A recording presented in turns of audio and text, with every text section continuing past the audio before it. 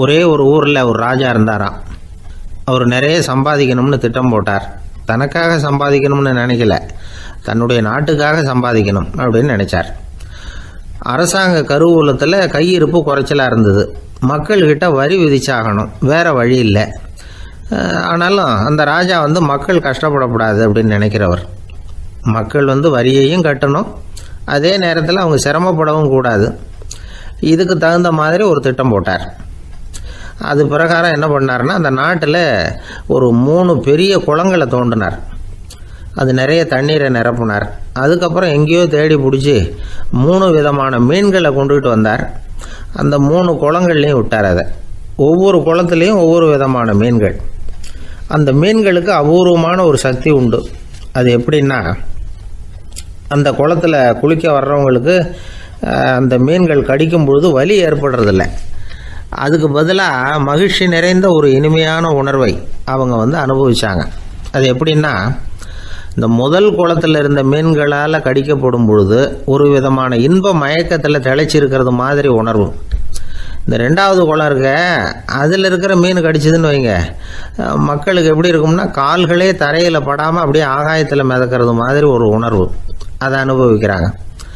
3வது குளத்தில் இருக்கிற மீன் கடிச்சதுன்னா அவங்கெல்லாம் அப்படியே கோடீஸ்வரராக மாறிட்டதாக ஒரு உணர்வு. அதை அவங்களால அனுபவிக்க முடியுது. இப்படி ஒரு அபூர்வமான மீன் அது, அந்த 3 வகை. இப்படி இருந்தால் மக்கள் அந்த குளங்களில் குளிக்கிறதுக்கு ஆசைப்படாமல் இருப்பாங்களா? அதனால் கூட்டம் கூட்டமாக அலமோத ஆரம்பிச்சிட்டாங்க. ஒவ்வொரு குளத்தின் கரையிலேயும் கியூ வரிசையில் நிற்க ஆரம்பிச்சிட்டாங்க. அந்த நாட்டு மன்னர் என்ன பண்ணார்னா, ஒவ்வொரு குளத்தங்கரையிலையும் ஒரு ராஜாங்க அதிகாரியை உட்கார வச்சார். டிக்கெட்டை அடித்து கொடுத்தார். குளிக்க வர்றவங்க கிட்ட ஒரு குறிப்பிட்ட தொகையை கட்டணமாக வசூலிக்க ஆரம்பித்தார். அவ்வளோதான், அரசாங்க கருவூலம் நிரம்ப ஆரம்பிச்சுட்டுது. ராஜாங்கத்துக்கு தேவையான பணம் கிடைச்சிட்டுது. இது ஒரு கதை. இதை பற்றி என்ன நினைக்கிறீங்க? அதாவது மக்களுக்கு சுமை தெரியாமலே வரி வசூல் பண்ணுறது நல்லது தானே அப்படின்னு நினைப்பீங்க. ஆனால் இன்றைக்கும் உலகத்தில் பல அரசாங்கங்கள் இதே மாதிரி 3 குளங்களை வெட்டி வச்சிருக்குது. மக்களும் அதில் குளிச்சுக்கிட்டு தான் இருக்கிறாங்க. அது எப்படிங்கிறீங்களா? அந்த முதல் குளம் தான் சினிமா தியேட்டர். அதில் குளிக்கிறவங்க தான் ஒரு விதமான இன்ப மயக்கத்தில் திளைச்சிருக்கிறது மாதிரியான உணர்வை அனுபவிக்கிறவங்க. 2வது குளம் தான் சாராய கடை. இந்த குளத்தில் குளிக்கிறவங்க தான் கால்களே தரையில் படாமல் ஆகாயத்தில் மிதக்கிறது மாதிரி உணர்வை அனுபவிக்கிறவங்க. 3வது குளம் லாட்ரி டிக்கெட். இதில் குளிக்கிறவங்க தாங்கள் அப்படியே கோடீஸ்வரர்களாக மாறினது மாதிரி ஒரு உணர்வு, அதை அனுபவிக்கிறவங்க. இன்றைக்கி பல நாடுகள் இந்த குளங்களை பயன்படுத்திக்கிட்டு தான் வராங்க. ஒரு பூவில் வண்டு உட்காருது. அதில் இருக்கிற தேனை வண்டு எடுக்குது. இந்த சமயத்தில் அந்த பூவுக்கு வலிக்குமா? அதுக்கு வலிக்கிறது இல்லை. அந்த பூவோட மலர்ச்சியும் வளர்ச்சியும் குன்றி போகிறதும் கிடையாது. ஒரு ராஜா மக்கள்கிட்ட வரி வசூல் பண்ணும் பொழுது மக்களுக்கு சிரமமும் தெரியக்கூடாது, அதே நேரத்தை அதனால் அவங்க வாழ்க்கையும் கெட்டு போயிடக்கூடாது. அது மாதிரி வரி வசூல் பண்ணணுமா. இது காளிதாசனின் ரகுவம்சத்தில் காணப்படுகிற ஒரு கருத்து. ஒரு சின்ன குழந்தை தவறுதலாக ஒரு 25 காசு நாணயத்தை மூழ்கி விட்டுது. காசு வயத்துக்குள்ளே போயிட்டுது. அந்த குழந்தையோட தாய் உடனே குழந்தைய தூக்கிட்டு ஆஸ்பத்திரிக்கு புறப்பட்டாங்க. அப்போ அந்த பக்கமாக ஒருத்தர் வந்தார் தெருவில். என்ன விவரம்னு கேட்டார். இவங்க சொன்னாங்க, குழந்தை காசை முழுகிட்டுது, அதுதான் அவசரமாக ஆஸ்பத்திரிக்கு தூக்கிட்டு ஓடுறேன் அப்படின்னாங்க. அவர் சொன்னார், கவலைப்படாதம்மா, உடனே இப்படி கொடுங்க குழந்தைய அப்படின்னு கையில் வாங்கினார். ஒரு கையில் அந்த குழந்தையோட கால் 2ஐயும் பிடிச்சி தலைகீழாக தூக்கி பிடிச்சார். இன்னொரு கையால் அந்த குழந்தையோட வயத்தில் குறிப்பாக ஒரு இடத்துல அப்படியே தேடி அந்த சுட்டு விரலால் ஒரு இடத்துல பொட்டுன்னு தட்டினார். உடனே காசு அந்த குழந்தையோட வாய் வழியாக வெளியில் விழுந்துட்டுது. காசை எடுத்துக்கிட்டு, இந்தாங்கம்மா உங்கள் குழந்தை அப்படின்னார். ரொம்ப நன்றிங்க, நிச்சயமாக நீங்கள் ஒரு டாக்டராக தான் இருக்கணும், என்னுடைய யூகம் சரிதானே அப்படின்னாங்களாம் அந்த அம்மா. அதுக்கு அவர், இல்லைங்க, நான் ஒரு இன்கம் டேக்ஸ் ஆஃபீஸர், வருமான வரி அதிகாரி அப்படின்னு சொல்லிவிட்டு போனாராம்.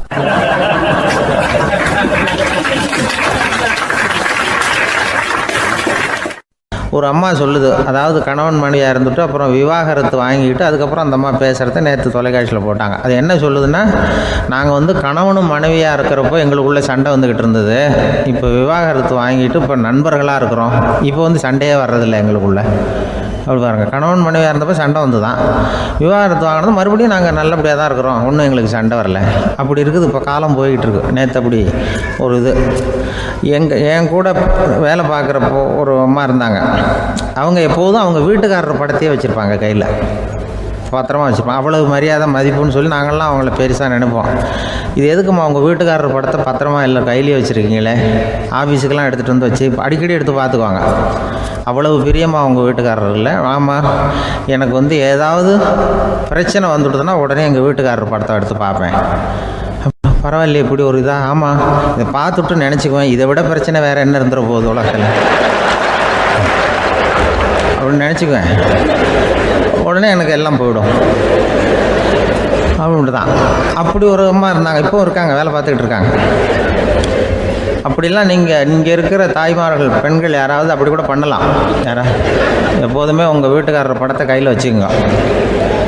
அது ஒரு யோசனை, குடும்பம் குதூகலமாக இருக்கிறதுக்கு அது ஒரு யோசனை.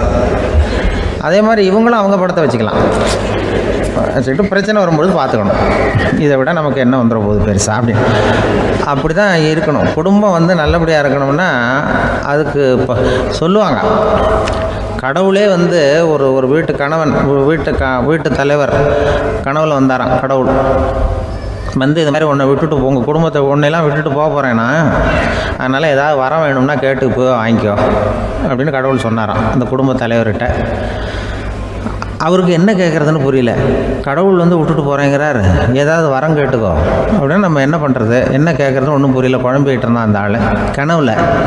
இப்போ கடவுள் சொன்னாரா, சரி நீ ரொம்ப குழப்பமாக இருக்க, நாளைக்கு மறுபடியும் உன் கனவுல வரேன், அதுக்குள்ளே நீ முடிவு பண்ணி வை, உனக்கு என்ன வரம் வேணுமோ கேட்டு வாங்கிக்கோ, உனக்கு வரம் கொடுத்துட்டு நான் போயிடுறேன், உன்னை விட்டுட்டு போகிறதா நான் முடிவு பண்ணிட்டேன் அப்படின்ட்டுருக்கார் கடவுள்.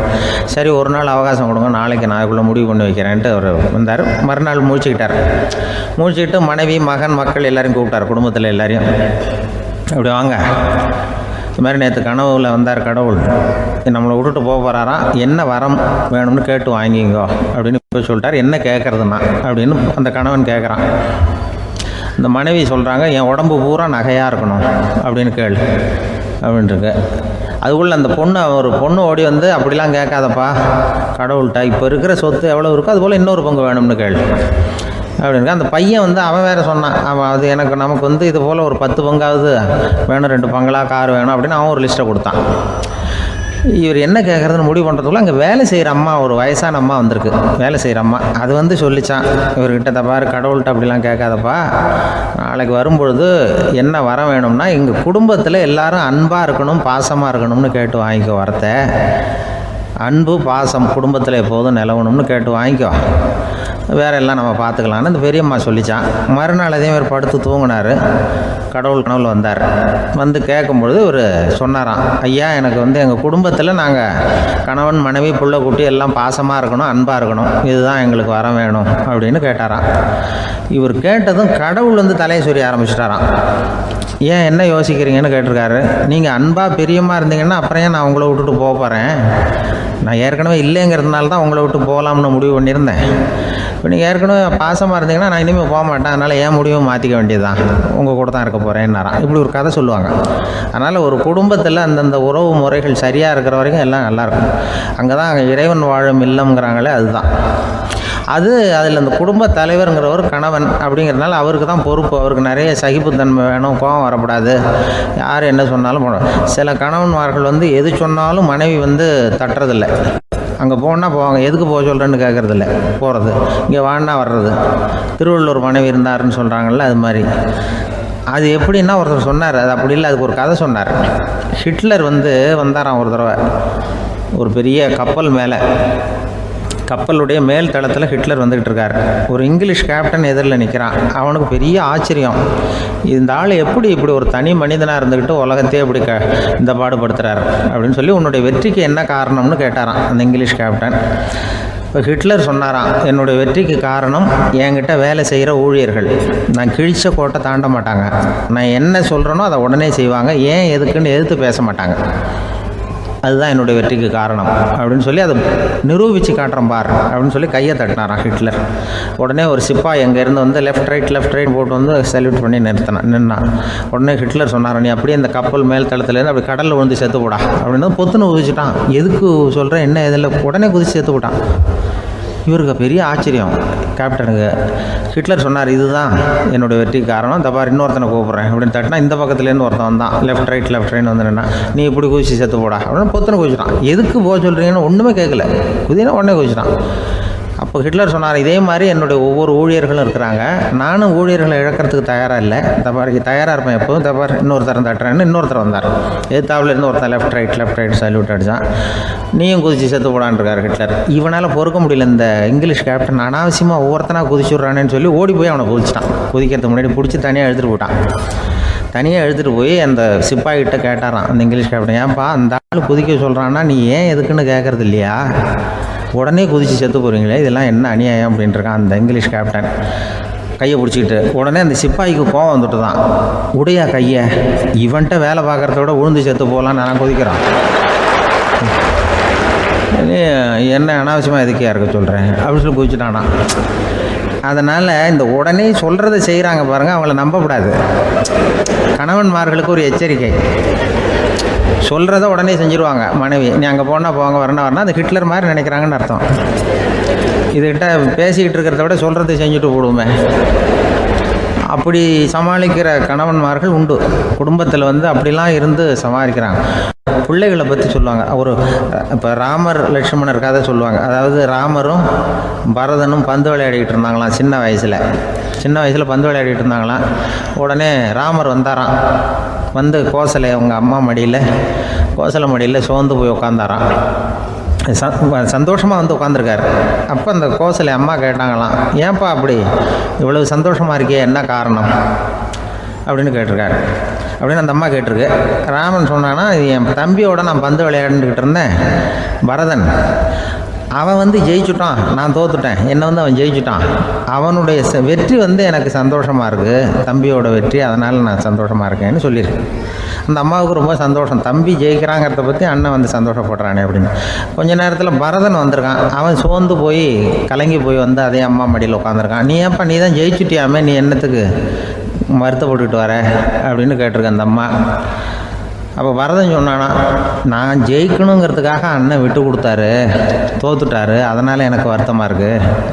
உண்மையில் அவர் தான் ஜெயிச்சிருக்க வேண்டியது, எனக்காக விட்டு கொடுத்தாரு அண்ணன், அதனால் நான் வருத்தப்படுறேன்னா. அப்போ அந்த அம்மா சொல்லிச்சான், இப்படி தான் தம்பியினுடைய வெற்றி அண்ணனை சந்தோஷப்படுத்துது, அண்ணனுடைய தோல்வி வந்து தம்பியை வருத்தப்பட வைக்குது, இப்படி தான் இருக்கணும் அண்ணன் தம்பின்னா, அப்படி தான் குடும்பத்திலையும் இருக்கணும்னு சொல்லி அந்த அம்மா சொன்னதாக சொல்லுவாங்க ராமாயண கதை. அதே போல் இப்போ இதில் வரும், நபிகள் நாயகத்தினுடைய பேரர்கள் பாத்திமாவனுடைய பிள்ளைகள் 2 பேர், ஹசன் ஹுசைன் 2 பேர் நபிகள் நாயகத்தினுடைய பேரன்மார்கள்.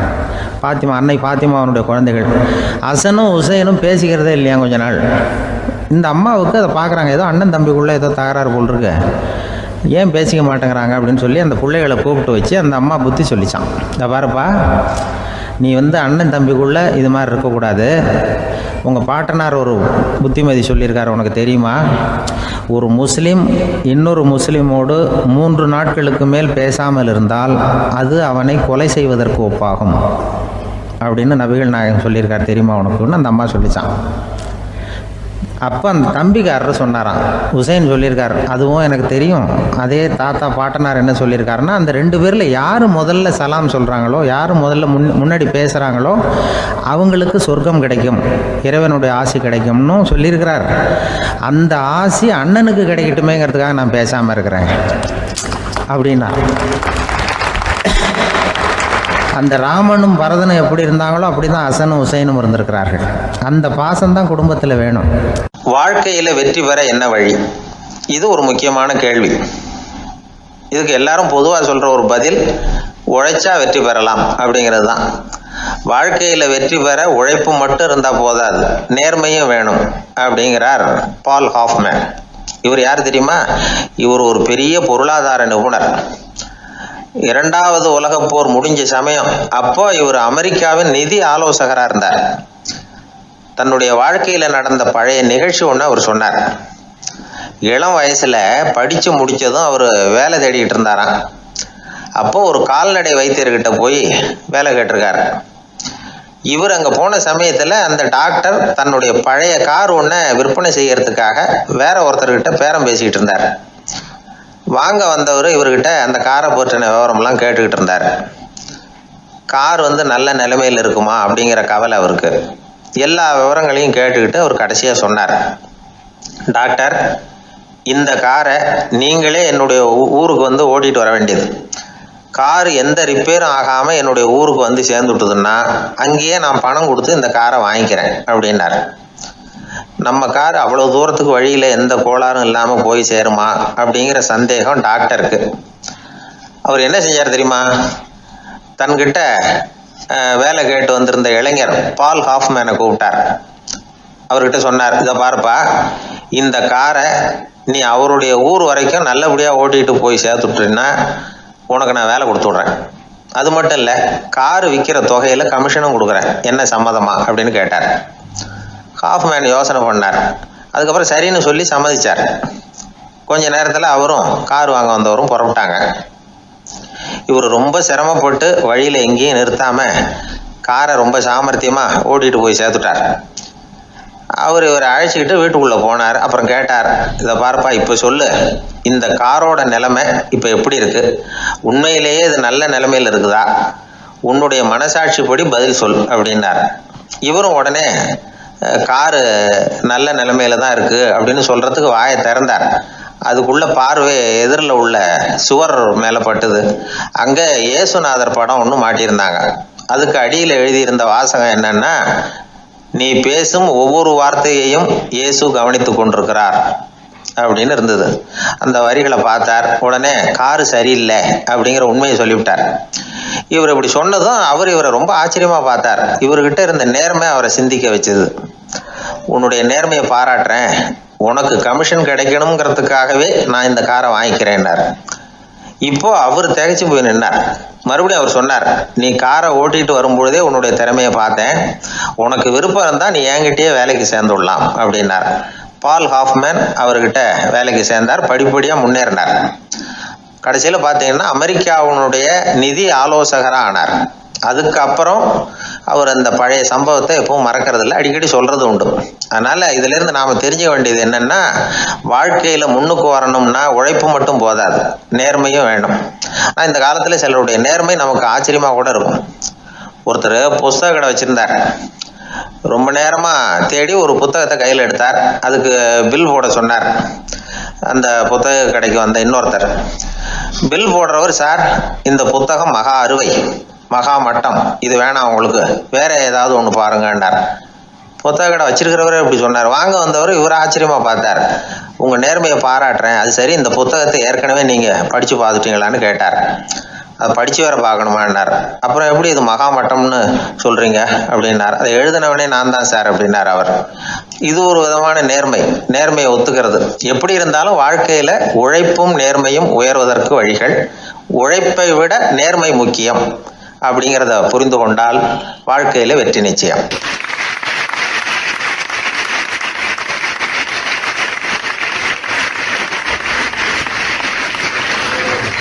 ஒரு பூங்கா, அங்க ஒருத்தர் நின்றுட்டு இருக்கிறார். நின்றுகிட்டே ஏதோ ஆழ்ந்த யோசனையில இருக்கிறார். அந்த பக்கமா இன்னொருத்தர் வந்தார். இவரை கவனிச்சார். என்ன யோசனைன்னு கேட்டார். எப்படி எழுந்திருக்கிறதுன்னு யோசனை பண்ணிட்டு இருக்கிறேன்னாரு அவர். கேட்டவருக்கு ஒரு மாதிரி ஆயிட்டுது. ஏற்கனவே நின்றுகிட்டு இருக்கிற ஒருத்தர் எப்படி எழுந்திரிச்சு நிற்கிறதுன்னு யோசிக்கிறாருன்னா அது ஆச்சரியம் தானே. அதுக்கப்புறம் இவர் யோசிக்க ஆரம்பிச்சார், என்ன இவர் இப்படி பேசுறாரு அப்படின்னு. கீழே விழுந்தாதானே எழுந்திரிச்சு நிற்க முடியும். அதனால எழுந்திரிக்கணும்னு நினைக்கிறவங்க முதல்ல கீழே விழணும். இவர் முதல்ல கீழே விழணும், அதுக்கப்புறம் தான் எழுந்திருக்கிறது எப்படின்னு சிந்திக்க முடியும். இந்த உலகத்துல எல்லாருமே கீழே விழுந்து எழுந்தவர்கள் தான். இப்போ இந்த குழந்தை பருவத்துல கீழே விழாம நடைபயில கற்றுக்கிட்டவங்க யாராவது உண்டா? சின்ன வயசுல ஒரு தடவை கூட கீழே விழலை சார், அப்படியே பிறந்தார் வளர்ந்தார் பெரியவர் ஆயிட்டார் அப்படின்னு யாரையும் சொல்ல முடியாது. அதனால மனுஷங்கிறவன் விழுந்து புரண்டு எழுந்து தான் நடக்க கத்துக்கிறான். ஒரு உண்மையை நாம எல்லாரும் புரிஞ்சுக்கணும். இந்த உலகத்துல தவறு செய்யாத மனிதர்களே யாரும் கிடையாது. அப்படி இருக்கிறப்போ எப்போதாவது நாம் தவறு பண்ணிவிட்டோம்னா அதுக்காக மனசு உடஞ்சி போயிடக்கூடாது, வாழ்க்கையில் வெறுப்பு வந்துடக்கூடாது. ஒரு தவறு நடந்துட்டுதா அதுக்காக மனசு உடஞ்சி போடாதீங்க, அதை ஒரு பாடமாக எடுத்துக்கங்க. அதே தவறு மறுபடியும் நடக்காம வேணும்னா பார்த்துக்கலாம், அது போதும். தடைக்கல்ல படிக்கல்லாம் மாற்றிக்கணும், இதுதான் இதில் முக்கியம். ஒரு அலுவலகம், அங்கே ஒரு அதிகாரி, அவர் உயர்ந்த பதவியில் இருந்தார், சிறந்த நிர்வாகின்னு பேர் வாங்கினவர். அவர் தனக்கு கீழே வேலை செய்கிறவங்க கிட்டெல்லாம் சொல்லுவாராம், இந்த நிறுவனத்தில் நீங்கள் எத்தனை தடவை வேணும்னாலும் தவறுகள் செய்யலாம், ஆனால் ஒரே விஷயம் என்னென்னா ஒரே தவறை மறுபடியும் செய்யக்கூடாது, அது முக்கியம் அப்படின்பாரான். இதை மேம்போக்காக பார்த்தா அவர் ஏதோ தன்னுடைய ஊழியர்களை தவறு செய்ய தூண்டுறது மாதிரி தெரியும், ஆனால் உண்மை அப்படி இல்லை. இன்னைக்கு என்ன நடக்குது தெரியுமா? அநேகமாக எல்லா மனிதர்களுமே ஒரே தவறை தான் மறுபடியும் மறுபடியும் செய்கிறாங்க. விளையாட்டு வீரர்கள் ஒரே மாதிரியான தவறுகளை திரும்ப திரும்ப செய்கிறது உண்டு. கணக்கு எழுதுறவங்கள பாருங்க, ஒரே தப்பை மறுபடியும் மறுபடியும் செய்வாங்க. அலுவலகம் வருகிறவர்களை கவனிங்க, ஒரு நாள் தாமதமாக வந்தால் பரவாயில்ல, தினமும் தாமதமாக வருவாங்க. இது மாதிரி செய்த தவறையே திரும்ப திரும்ப செய்யறதுக்கு என்ன காரணம் அப்படின்னா, சோம்பல், ஞாபக மறதி, கவனக்குறைவு, தன்னுடைய திறமை பேரில் அளவுக்கு மீறிய நம்பிக்கை, இப்படி இதில் ஏதாவது ஒரு காரணமாக இருக்கலாம் அப்படிங்கிறாங்க இது பற்றி ஆய்வு செய்கிற வல்லுநர்கள். ஒரு தடவை செஞ்ச தவிர மறுபடியும் செய்யறது இல்லைன்னு முடிவு செஞ்சுக்கிட்டு அதை செயல்படுத்த கற்றுக்கணும், அது போதும், வாழ்க்கை வெற்றிகரமாக அமையும் அப்படிங்கிறாங்க அந்த அனுபவசாலிகள். அதனால் வெற்றிகரமாக வாழ்க்கையில் நடைபோட விரும்பும் இளைஞர்கள் தவிர்க்க வேண்டியது என்னென்னா, முதல்ல சோம்பலை தவிருங்கள், சுறுசுறுப்பாக இயங்குங்கள் அப்படிங்கிறது அவங்க அறிவுரை. ரெண்டாவது ஞாபக மறதி, எந்த செயல்லையும் ஈடுபாடு வேணும், அக்கறை வேணும். மூணாவது கவனக்குறைவு, எதையும் அலட்சியப்படுத்தக்கூடாது. நாலாவது என்னால் முடியாதது எதுவுமே கிடையாது அப்படிங்கிற அளவுக்கு மீறிய நம்பிக்கை, அது ஆபத்தில் கொண்டு போய் விட்டுரும். அதனால் முதல் தவறு உங்களுக்கு ஒரு பாடமாக அமையணும். ஒரு மனிதர், அவர் தன்னுடைய 2 காதுலையும் கட்டு போட்டுக்கிட்டு வந்தார். அவருடைய நண்பர் அதை கவனிச்சுட்டார். என்ன சார் ஆச்சு, 2 காதுலையும் கட்டு போட்டுருக்கீங்களே அப்படின்னு விசாரிச்சார். ஒன்றுமில்லை சார், வீட்டில் ரொம்ப ஆர்வமாக டிவியில் கிரிக்கெட் மேட்ச் பார்த்துக்கிட்டு இருந்தேன். அப்போது என்னுடைய மனைவி துணிகளுக்கு அயர்ன் பண்ணிகிட்டு இருந்தாங்க. அயர்ன் பாக்ஸை அப்படியே வச்சுட்டு அடுப்பங்கரைக்கு போயிட்டாங்க. அந்த சமயம் பார்த்து டெலிஃபோன் பண்ணி அடிச்சுது. அவசரமாக ஓடி போய் அதை எடுத்து காதில் வச்சேன். அப்போ தான் தெரியும் அது அயர்ன் பாக்ஸுங்கிற விஷயம். சூடாக இருந்ததா, சுட்டு விட்டுது அப்படின்னார். ஒரு காது சரி சார், 2 காதும் ஏன் அப்படி ஆச்சு அப்படின்னு கேட்டார். அதே ஆள் மறுபடியும் ஃபோன் பண்ணா சார் அப்படின்னார். இவர் எவ்வளவு தூரம் யோசிச்சிருப்பார் பாருங்க. அதனால ஒரு தவறு மறுபடியும் நடக்கக்கூடாது, முதல் தவறு உங்களுக்கு ஒரு பாடமாக அமையட்டும் அப்படிங்கிறது தான் இதுல இருந்து நாம தெரிந்து கொள்ள வேண்டிய கருத்து. அதனால தவறுகள் அதெல்லாம் தடைக்கெல்லாம் நினைக்க வேண்டாம், படிக்கெல்லாம் நினைப்போம். அப்படி நினைச்சோம்னா வாழ்க்கையில வெற்றி நிச்சயம்.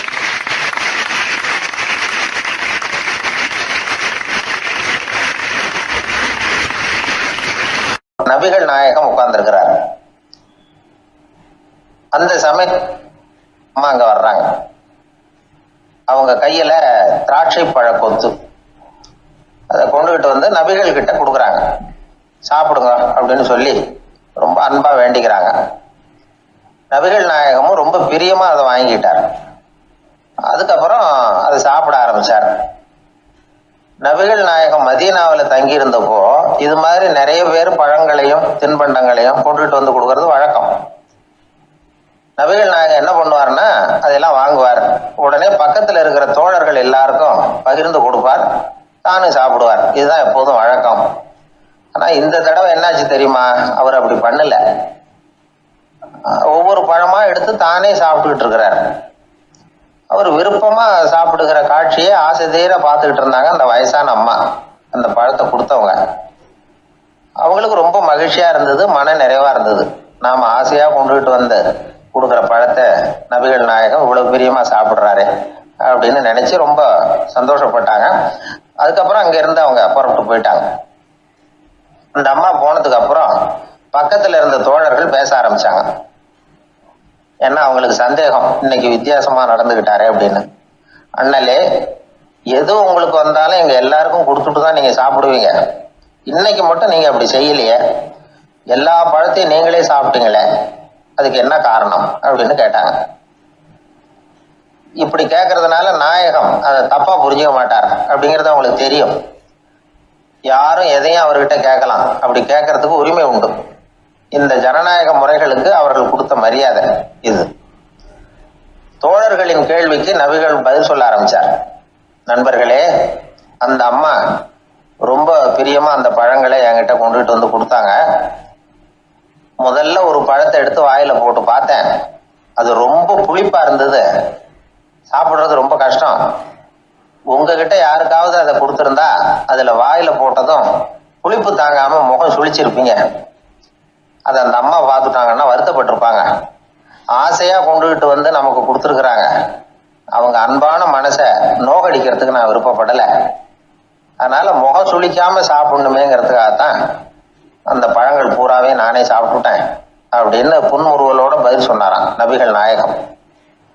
இன்னொருத்தர் மனசு புண்படக்கூடாதுங்கிறதுக்காக புளிப்பையும் இனிப்பா ஏற்றுக்கொள்ளுகிற பண்பாடு இருக்கு பாருங்க, அது ஒரு பெரிய நாகரிகம். அது எல்லாருக்கும் சுலபமா வந்துடாது. நல்லா இருக்கிற பழத்தையே என்ன இவ்வளவு மோசமா இருக்குன்னு சொல்லுகிறவர்கள் தான் நம்ம கிட்ட அதிகம். இந்த காலத்துல இல்வாழ்க்கையில இந்த நாகரிகத்தை சில பேர் கடைபிடிக்கிறது உண்டு.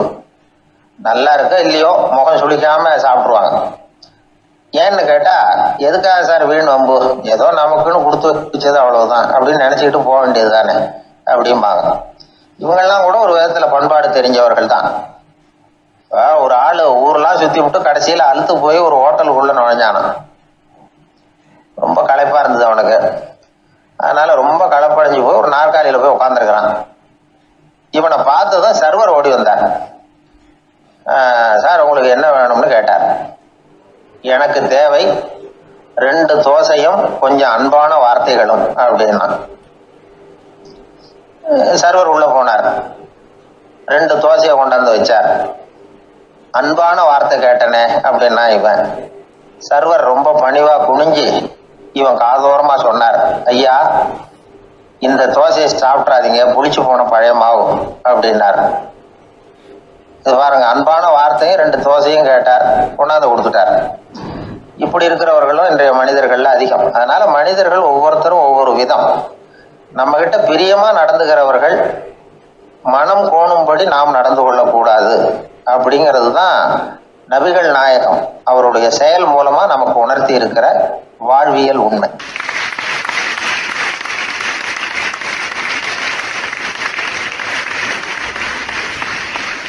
மனித நேயம்ங்கிறத பற்றி சொல்லுவாங்க. மனித நேயம் ஏன்னா ஒரு கணவன் கணவனாக இருக்கணும், மனைவி மனைவியாக இருக்கணும். ஒரு மனுஷன் இன்னைக்கு மனிதனாக இல்லை, மனித நேயம் குறைஞ்சி போச்சு. எது குடும்ப உறவுகள்லாம் ரொம்ப மாறி போச்சுன்னு சொல்ல. இப்போ நாகரிகத்தில் அப்படி தான் இருக்குது. ஒரு இதில் ஒருத்தன் என்ன பண்ணியிருக்கிறான், ஒரு சின்ன பையனை கொண்டு வந்தானா. ஒரு சின்ன பையன் பக்கத்தில் இருக்கான். ஒரு பெரியவர் கேட்டிருக்காரு, யாருப்பா அந்த பையன் அப்படின்னு கேட்டிருக்காரு. இவன் சொன்னான்னா, இந்த பையன் எனக்கு தூரத்து உறவுன்னு இருக்கான். சரி, தூரத்து உறவுன்னா எப்படி அப்படின்னு கேட்டிருக்கான். இந்த பையன் எங்கள் அப்பாவுக்கு 8வது பிள்ளை அப்படின்னானா. கூட பிறந்தவனே அவ்வளோ தூரமாக போயிட்டான், 8வதாக பிறந்தான். அப்படி இருக்கு குடும்ப உறவுகள்ங்கிறது. மனுஷனுக்கு வேல்யூ விஞ்ஞானம் எப்படி போட்டிருக்குன்னா, ஒரு மனித உடம்பில் இருக்கிற கால்சியத்தை மட்டும் தனியாக எடுத்தால் ஒரு சின்ன ரூமுக்கு வெள்ளை அடிக்கலாமா. ஒரு மனுஷ உடம்புல இருக்கிற பாஸ்பரஸை மட்டும் தனியாக எடுத்தால் ஒரு 40 நெருப்பு வச்சு தயார் பண்ணலாம். ஒரு மனுஷ உடம்புல இருக்கிற இந்த கொழுப்பு சத்தை மட்டும் தனியாக எடுத்தால் ஒரு 7 சோப்பு கட்டி தயார் பண்ணலாம். அது மாதிரி ஒரு மனுஷ உடம்புல இருக்கிற இரும்பு சத்தை மட்டும் தனியாக எடுத்தால் ஒரு 2 அங்குல அணி 2 செய்யலாம். இவ்வளவுக்கும் விலை போட்டால் 42 ரூபா 50 காசு. இதுதான் மனுஷனுக்கு விஞ்ஞானம் போட்டிருக்கிற விலை. அது எப்போ அது ஒசரும்னா, அவன் மனுஷனாக இருக்கிற வரைக்கும் இருக்கிறப்ப. அதுவும் செத்து போனால் அதுவும் கிடையாது, செத்து போனால் அதுவும் குறைஞ்சிரும். மிருகங்களுக்கெல்லாம் அப்படி இல்லை, செத்ததுக்கு அப்புறம் விலை கூடும். அங்கெல்லாம் எல்லா ஊர்லேயும் பார்த்திங்கன்னா உயிர் கோழி 50 ரூபா, உரிச்ச கோழி 60 ரூபான்னு போட்டிருக்கோம். செத்ததுக்கு அப்புறம் 10 ரூபா அதிகம். மனுஷனை நீ உயிர் மனுஷன் 42 ரூபா 50 காசு, செத்ததுக்கு அப்புறம் 52 ரூபான்னா நீயே வச்சுக்கிடாது, எனக்கு இது கண்டு போட்டு. அவன் எப்போ அவனுக்கு வேல்யூ கூடும்னா, மனிதனாக வாழும்பொழுது தான் வேல்யூ கூடும்.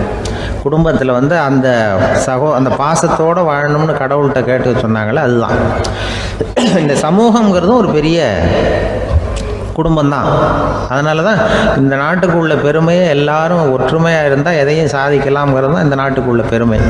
அப்படி நிரூபித்தோம். அதனால் சமூகங்கிறதும் ஒரு குடும்பம் மாதிரி இருக்கிறது தான் பெருசு. இப்போ சில இதெல்லாம் இப்போ ஜாதி மத வேறுபாடெல்லாம் நம்முடைய முன்னேற்றத்தை தடுக்கும். விலங்குகள் நம்மளோட மேலானது. அதான் ஒரு ஊரில் ஒரு சிவன் கோயில் இருந்து தான். சிவன் கோயிலில் அந்த புறாவெல்லாம் வளர்ந்துக்கிட்டு இருந்திருக்கு. அந்த மாடத்தில், சிவன் கோயில் மாடத்தில் புறாவெல்லாம் குடியிருந்திருக்கு. உடனே அதுக்கு கும்பாபிஷேகம் பண்ணுறதுக்காக ஊரில் திட்டம் போட்டாங்க. சிவன் கோயிலுக்கு வெள்ளடிக்க ஆரம்பித்தாங்க. வர்ணம் பூச ஆரம்பித்ததும் அதுக்கு சாரம் கட்டுவாங்கல்ல, அந்த குச்சியெல்லாம் வச்சு சாரம் கட்டுவாங்க. உடனே இந்த புறாவெல்லாம் என்ன பண்ணிச்சான், இனிமேல் நம்ம இங்கே வெள்ளை அடிக்கிறாங்க, கும்பாபிஷேகம் வருது, நம்ம இங்கே குடியிருக்க முடியாது, எதிர்த்தாப்புல எங்கே போகலான்னு பார்த்துருக்கு. இந்த உயரம் கோபுரத்தில் இருந்த புறாவெல்லாம் எதிர்த்தாப்புல ஒரு மாதா கோயில் இருந்திருக்கு, சர்ச்சு. அங்கே சில மாடங்களில் புறாவெல்லாம் இருக்குது, சில மாடம் இருக்குது. உடனே நம்மளாம் அங்கே போய்டும் கொஞ்சம் காலத்துக்குன்னு எல்லாம் புறப்பட்டு இந்த மாதா கோயிலுக்கு போயிடுது. அங்கே போனால் அங்கே இருக்கிற புறாவோடு சேர்ந்து இதுவும் குடியிருந்துட்டுருக்கு. கொஞ்ச நாள் என்னாச்சு, அங்கே கிறிஸ்மஸ் வந்துட்டுது. கிறிஸ்மஸ் வந்ததும் சரி இங்கேயும் வெள்ளடிக்க ஆரம்பிக்கிறாங்க. நம்ம மறுபடியும் எங்கடா போகிறதுன்னு பார்த்தா அங்கே இருக்கிற புறாவோட சேர்ந்து இதுவும் சேர்ந்து நேராக ஒரு பள்ளிவாசல் இருந்தது. எதுக்கு அங்கே இருக்கிற மாடத்தில் போய் அங்கே குடியேறிட்டுது எல்லாம். அங்கே போனால் அங்கே ரமலான் மாதம் ரம்ஜானுக்காக அதையும் புதுப்பிக்க ஆரம்பித்தாங்க. இது என்ன பண்ணுறதுன்னு சொல்லி இந்த 3 செட்டு புறாவும் சேர்ந்து என்ன பண்ணிச்சு, எங்கே போகலான்னு பார்த்தா மறுபடியும் அதுக்குள்ளே இந்த சிவன் கோயிலில் கும்பாபிஷேகம் முடிஞ்சிருக்கு. அங்கே போடுவோம் எல்லாருன்னு சொல்லி எல்லா புறாவும் அந்த சிவன் கோயிலுக்கு வந்துட்டுது. அங்கே போய் மாடத்தில் அதை குடியிருந்துட்டுது.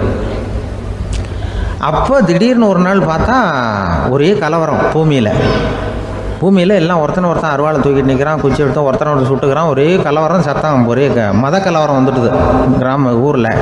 அப்போது புறாவெல்லாம் மாடத்தில் இருந்துக்கிட்டு ஒரு குஞ்சு புறா அவங்க அம்மாட்ட கேட்டு தான், இது என்ன இந்த மனுஷனுக்கு என்னாச்சு, இந்த மனுஷனுக்கு என்னாச்சு, அவன் கத்தியை தூக்கிட்டு நிற்கிறானே அப்படின்னு கேட்டுதான். ஒரு குஞ்சு புறா அவங்க அம்மாட்ட கேட்டுதான். அம்மா புறா இப்போ அம்மா அந்த புறா சொல்லிச்சான், மனுஷனுக்கு இப்போ மதம் பிடிச்சிருக்கு, அதான் கத்தியை தூக்கிட்டு நிற்கிறான் அப்படின்ருக்கு.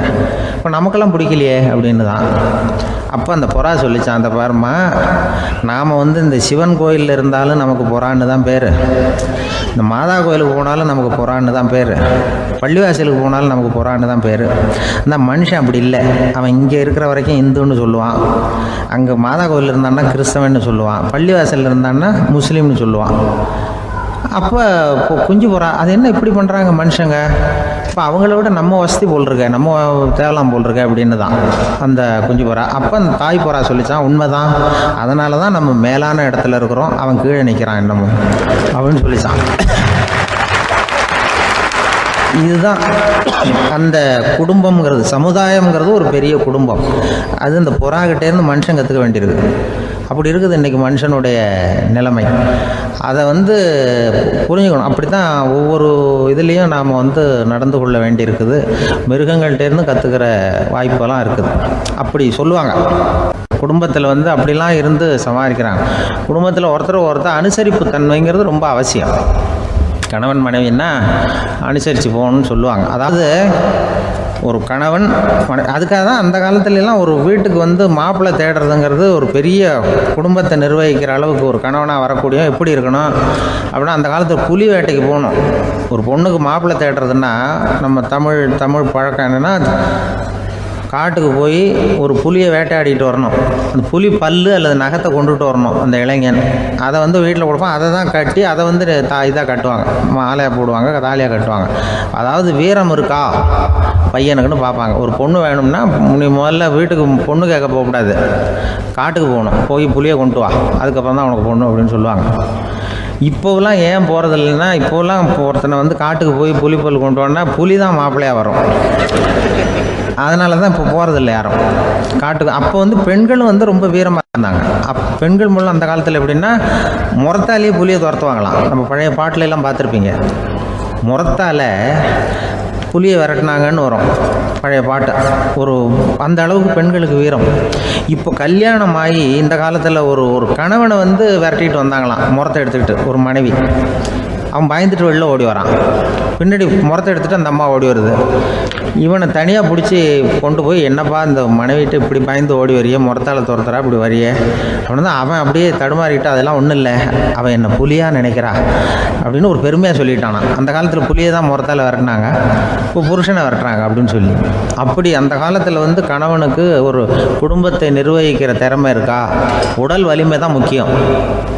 இப்போ கூட மதுரை பக்கத்தில் ஐயாவுக்கு தெரியும், அந்த இளவட்டக்கல்லுன்னு ஒரு ஊர் எல்லையில் கிடக்கும். ஊர் எல்லையில் ஒரு பெரிய கல் கிடக்கும். அந்த ஊருக்கு பொண்ணு கேட்க போகிறவங்க அந்த கல்லை தலைக்கு மேலே தூக்கி காட்டணும். அப்படியே தூக்கி தலைக்கு மேலே வசதி கீழே போடணும். அந்த வலு இருந்தால் தான் நீங்கள் அந்த ஊருக்குள்ளேயே போகலாம், பொண்ணு கேட்குறதுக்கு போகலாம். இல்லைன்னா நீ திரும்பி போக வேண்டியதான். அந்த வலிமை இருக்கா மாப்பிள்ளைன்னு பார்க்குறாங்க. இளவட்டக்கல்லுன்னு பேர். அப்போ என்ன பண்ணாங்கன்னா, ஒரு 1000 வருஷத்துக்கு முன்னாடி அந்த கல்லை தலைக்கு மேலே தூக்கி கீழே போடுவாங்களாம். ஒரு 500 வருஷத்துக்கு முன்னாடி அப்படி கொஞ்சம் தூரம் இடுப்பு அளவுக்கு தூக்கி கீழே போட்டுக்கிட்டு இருந்துருக்குறாங்க. அதுக்கப்புறம் ஒரு 100 வருஷத்துக்கு முன்னாடியெல்லாம் அப்படி முழங்கால் அளவுக்கு அப்படி தூக்கி போட்டால் போகிறோம்னு வச்சுருந்தாங்களாம். இப்போ நான் அந்த ஊருக்கு என் கூட பழனிசாமின்னு ஒருத்தர் இருக்கார். அவர் போய், உனக்கு எப்படிப்பா இந்த ஊரில் கல்யாணம் ஆச்சு அப்படின்னா, இப்போலாம் நாங்கள் தொட்டு கும்பிட்டா போகிறோம், அதை அசைக்கிறது கூட இல்லை. அப்படி ஆகிட்டுது. ஒரு குடும்பத்தை கணவனாக வரப்போகிறவனுக்கான தகுதி அந்த காலத்தில் அப்படி இருந்துதான். அப்படி வந்து கணவன் வந்து தேர்ந்தெடுக்கிறது, குடும்ப தலைவனை தேர்ந்தெடுக்கிறது ஒரு பெரிய காரியம். ஒரு பெரிய செல்வந்தர் போட்டி வச்சாராம், ஒரு நீச்சல் குளம், அதில் யார் வேணாலும் குதித்து அந்த பக்கம் போய் கரையேறலாம். அந்த நீச்சல் குளத்தில் விஷப்பாம்புலாம் கிடக்கு. யார் துணிஞ்சி அந்த விஷப்பாம்பு இருக்கிற குளத்தில் குதித்து அந்த பக்கம் போய் கரையேறானோ அவனுக்கு ஒரு 100 ஏக்கர் நிலம் கொடுப்பேன். அது வேண்டான்னா ஒரு 1000 ஆடு கொடுப்பேன். அதுவும் வேண்டான்னா என் பொண்ணை கொடுப்பேன் அப்படின்னு போட்டி வச்சார். அதான் மாப்பிள்ளையை தேர்ந்தெடுக்கிறதுக்கு அவர் ஒரு வழி, நீச்சல் குளத்தில் குதிச்சு கரையேறணும். இப்போ அந்த ஊரில் இருக்கிற இளைஞர்கள்லாம் வந்து பார்க்குறாங்க அந்த குளத்தில் குதிக்கணும்னு. ஆனால் குளத்தில் ஒரு விஷப்பாம்புலாம் கிடக்கு.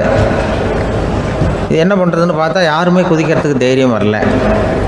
திடீர்னு ஒருத்தன் துணிஞ்சு குதிச்சான். படபடன்னு அடிச்சுட்டு போய் அந்த பக்கம் கரையேறிட்டான். கரையேறின உடனே பரவாயில்லையே ஒரு ஆள் வந்துட்டான்னு சொல்லி அவனை அந்த இளைஞனை போய் பிடிச்சிட்டு வந்தாங்க. அந்த பெரியவர் கேட்டார், ஏப்பா இவ்வளவு பெரிய விஷப்பாம்பெல்லாம் கிடக்கிற நீச்சல் குளத்தில் நீ துணிஞ்சு குதித்து கரையேறி இருக்கிற, உனக்கு என்ன 1000 ஏக்கர் நிலம் கொடுத்துருவா, 100 ஏக்கர் நிலம் கொடுக்குவா சொல்கிறபடி அப்படின்னா, வேண்டாம் சார்ன்றான். ஓஹோ அப்படின்னா ஒரு 1000 ஆடு வேணுமா உனக்கு அப்படின்னா, அதுவும் வேண்டாம் சார். ஓ அப்படின்னா என் பொண்ணு வேணுமா அப்படின்னா, அதுவும் வேண்டாம் சாருங்கிறான்.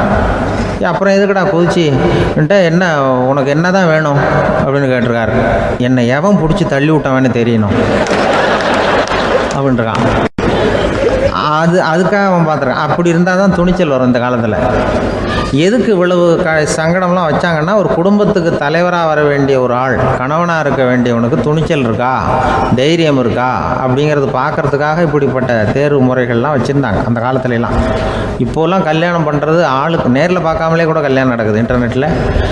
இப்போ சர்டிஃபிகேட் கேட்குறாங்க, நோய் நொடி இல்லாமல் இருக்காரா பார்.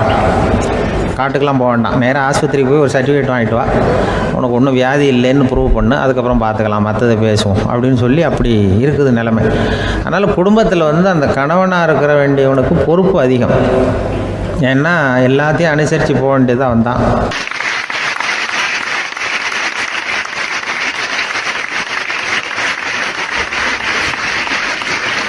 ஒரு ஆள் இருந்தார். விலங்குகள் பேரில் அவருக்கு ரொம்பவும் பிரியம். அதனால் தன்னுடைய வீட்டில் ஒரு நாயை வளர்த்தார். அதே மாதிரி கழுதையையும் வளர்த்தார். அந்த கழுதை அவர் வீட்டு கொல்லை பக்கத்தில் நின்றுக்கிட்டு இருக்கும். ஏதாவது பொதி சுமக்கிற வேலை இருந்ததுன்னா அதை கவனிச்சிக்கும். அந்த நாய் வந்து வீட்டுக்குள்ளே இருக்கும். நாய்க்கு அந்த வீட்டில் ராஜ உபசாரம் தான். அதுக்கு அந்த வீட்டில் ஏகப்பட்ட மரியாதை. குளிக்கிறதுக்கு தனியாக சோப்பு, 2 வேளையும் பால், பிஸ்கட்டு, மத்தியானம் சாப்பாடு. அதுக்கு ஏதாவது உடம்பு சரியில்லைன்னா உடனே ஆஸ்பத்திரி வைத்தியம். ரொம்ப கொடுத்து வச்ச நாய். அந்த வீட்டு தலைவர் வெளியில் அப்படியே நடைப்பயிற்சி போனால் கூடவே இதுவும் போகும். அவர் மட்டும் தனியாக எங்கேயாவது வெளியில் போயிட்டு வந்தால் வீட்டுக்கு வந்த உடனே அந்த நாய் அவர்கிட்ட ஓடி வரும். அப்படியே எழும்பி முன்னங்கால் 2ஐயும் அவர் தோள் மேலே போட்டுக்கும். அவர் சிரிச்சுக்கிட்டே தலையில் செல்லமாக தட்டுவார். அவர் ஈசி சேரில் சாஞ்சிக்கிட்டு டிவி பார்ப்பார், பேப்பர் படிப்பார். அப்போலாம் அந்த நாய் அவருடைய காலடியில் படுத்துக்கும். அப்போ கூட அவர் தலையை செல்லமாக தடவி கொடுப்பார். அந்த நாய் படுக்கிறதுக்குன்னே ஒரு மெத்தை, சில சமயம் அது அங்கே இருக்கிற மேஜை நாற்காலி மேலே கூட ஏறி விளையாடும், சோஃபாவில் ஏறி உட்காந்துக்கும். இவ்வளவு செல்வாக்காக வளர்ந்தது அந்த நாய். இதையெல்லாம் அந்த கழுதை பார்த்துக்கிட்டே இருக்குது கொல்லை பக்கத்தில் இருந்து. பார்த்துட்டு அது யோசிக்க ஆரம்பிச்சுதான், என்ன இது, இந்த வீட்டில் நாம தான் கழுதையாக உழைக்கிறோம், பொதி சுமக்கிறோம், நமக்கு ஒரு நல்ல சாப்பாடு கிடையாது, படுக்கை கிடையாது, ஒரு நாளாவது நம்ம தலையையோ முதுகையோ தடவி கொடுத்தது கிடையாது. ஆனால் அந்த நாய் இந்த வீட்டுக்காக ஒரு துரும்ப கூட அசைச்சதில்லை. அதை போய் இந்த வீட்டில் உள்ளவங்க இப்படி தலையில் வச்சு தாங்குறாங்களே அப்படின்னு யோசிச்சுதான் அந்த கழுதை. ரொம்ப நேரம் யோசிச்சுவிட்டு அதுக்கப்புறம் ஒரு முடிவுக்கு வந்திருக்குது. சரி, இனிமேல் நாமளும் அந்த நாய் மாதிரியே நடந்து பார்ப்போம், அது மாதிரியே பிஹேவ் பண்ணுவோம், அப்போவாவது நமக்கும் அந்த மரியாதை கிடைக்குதா பார்க்கலாம் அப்படின்னு ஒரு திட்டம் போட்டுது மனசுக்குள்ள. உடனே அந்த திட்டத்தை செயல்படுத்தவும் ஆரம்பிச்சது. அதாவது அந்த வீட்டில் அந்த நாய் என்னென்ன செய்யுதோ அதையெல்லாம் இதுவும் செய்ய ஆரம்பிச்சுட்டுது.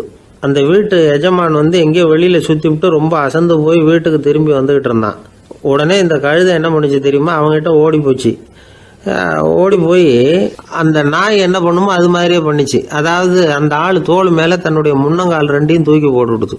அந்த ஆள் பயந்து போயிட்டான். அவனுக்கு ஒன்றும் புரியல, இது ஏன் இப்படி பண்ணுதுன்னு கொஞ்சம் ஒதுங்கி நின்னான். இது அவனை சுற்றி சுற்றி வருது, நாய் மாதிரி வாழை ஆட்டிக்கிட்டே சுற்றி சுற்றி வருது கழுதை. அவன் கிடுகிடுன்னு வீட்டுக்குள்ளே ஓடினான், இதுவும் பின்னாடியே ஓடிச்சு. அங்கே போய் நாய் மாதிரியே மேஜை நாற்காலி மேலே ஏறி குதித்து விளையாட ஆரம்பிச்சுட்டுது. சோஃபாவில் ஏறி உட்காருது, மேஜையில் இருந்த சாமான்லாம் கீழே விழுந்து உடையுது. கழுதை மேஜை மேலே ஏறி குதிச்சா என்னத்துக்கு ஆகும்? அந்த ஆள் பார்த்தான், சரி இந்த கழுதைக்கு என்னமோ ஆயிட்டுது அப்படின்னு முடிவு பண்ணான். ஒரு நல்ல கயிறாக பார்த்து கொண்டான்னா அது கால்லையும் கழுத்துலையும் கட்டினான். தரன்னு இழுத்துட்டு போனான். அடித்து கொல்லை பக்கத்தில் கட்டி போட்டுட்டான். அண்ணன் ஆகாரம் எதுவுமே கொடுக்கல, பட்டினி போட்டுட்டான். இப்போ அந்த கழுதை யோசனை பண்ணி பார்க்குதான், என்ன இது, நம்ம எஜமானுக்கு இன்னைக்கு என்ன ஆயிட்டுது இப்படி? அந்த நாய் பழகிறது மாதிரி தானே நாமளும் பழகணும். ஆனால் இந்த மனுஷன் நாயை அடிக்கலை, ஆனால் நம்மளை அடிக்கிறான். இப்படி கொண்டாந்து கட்டி போட்டானே, என்ன காரணமாக இருக்கும் அப்படின்னு யோசனை பண்ண ஆரம்பிச்சுட்டு தான் அந்த கழுதை. எதுக்கு இந்த கதைன்னா, இது மாதிரியே நாம கூட சில சமயம் யோசிக்கிறது உண்டாம். இயல்புலேருந்து மாறி நடக்க ஆரம்பிச்சிட்டோம்னா பல சமயங்களில் இப்படி யோசிக்கிறது மாதிரி தான் ஆகிடும். அதனால தான் ஒரு மனுஷன் எப்படி நடந்துக்கணுமோ அப்படி நடந்துக்கிட்டாதான் நமக்கு மரியாதை. வெறி நாய் கடிச்சுட்டா மனுஷன் அது மாதிரியே ஆகிடுறான் பார்த்தீங்களா, அவனோட இயல்பு மாறி போடுது. ஒருத்தனை பார்த்து இன்னொருத்தன் கேட்டானா, வெறி நாய் ஒன்று உன்னை கடிச்சுட்டா நீ என்ன பண்ணுவே அப்படின்னு கேட்டிருக்கான். நான் உடனே பேப்பரும் பேனாவும் கேட்பேன் நானா இவன். ஏன் உயில் எழுதுறதுக்கான்னு கேட்டிருக்கான் அவன். இல்லை, நான் யாரையெல்லாம் கடிக்கணும்னு ஒரு லிஸ்ட் தயார் பண்ணணும்ல, அதுக்காக அப்படின்னு நானும்.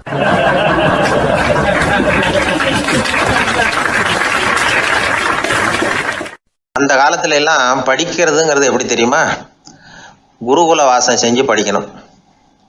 ஆசிரியருங்கிறவர் ஆசிரமத்தில் இருப்பார். அங்கே போய் அவருக்கு தொண்டுகள் செய்யணும், துணிகள்லாம் துவைச்சி போடணும், தூங்கும்போது காலை பிடிச்சி விடணும், புழுக்கமாக இருந்தால் விசிறி மட்டை எடுத்து விசிறணும். அப்படியே அப்பப்போ அவர் சொல்லிக் கொடுக்குற பாடத்தையும் கற்றுக்கணும். அவர் சொல்லிக் கொடுக்குற பாடங்களை ஓலைச்சுவடிகளில் எழுதிக்கணும். இதுதான் குருகுல வாசம்ங்கிறது. இப்போ மாதிரிலாம் கிடையாது. ஆக குருகுல வாசம்ங்கிறது மனசையும் பண்படுத்தும், அறிவையும் பண்படுத்தும். அப்படி ஒரு பயிற்சி அது.